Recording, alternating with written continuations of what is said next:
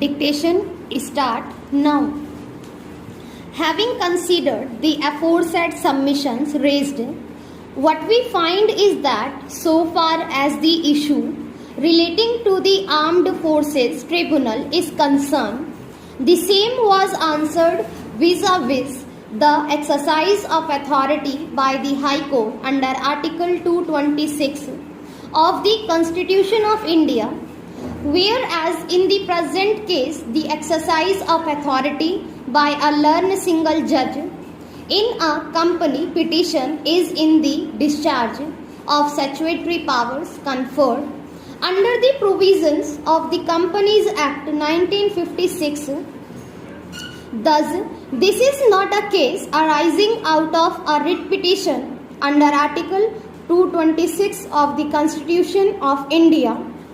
Nonetheless, the issue is that the power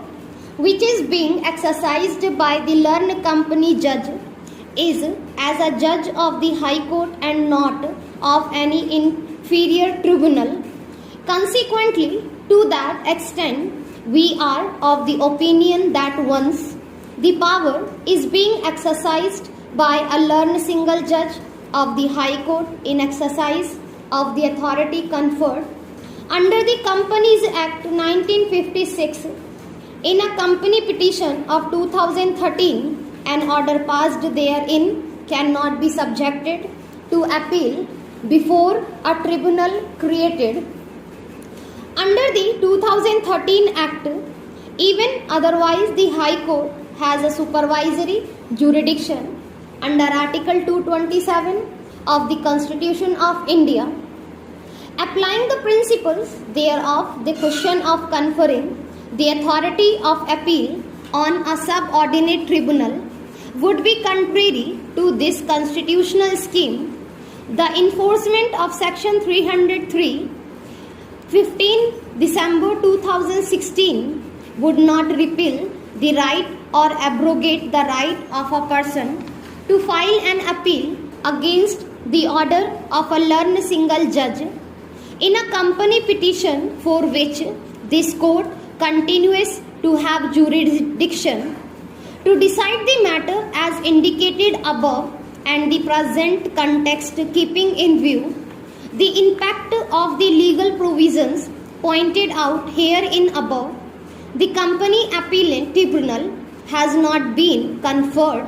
with any such authority specifically as an alternative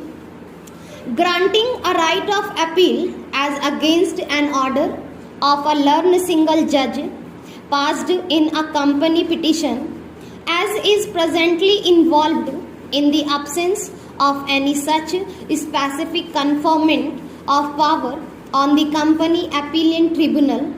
The argument of Siri Seth that the powers statutorily granted under Section 483 of the Companies Act would stand impedily revealed cannot be repealed. The doctrine of implied repeat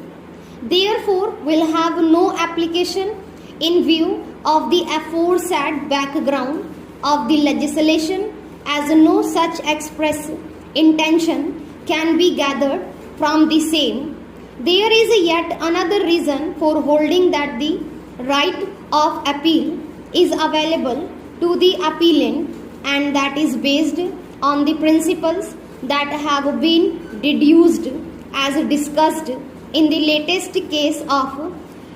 MS Videocon International Limited, SEBI 2015, 4 SCC 33, where a right of appeal has been understood to be a substantive right and not a mere procedure right, so as to affect its applicability upon any amendment, more so when the list in the present case had been instituted earlier.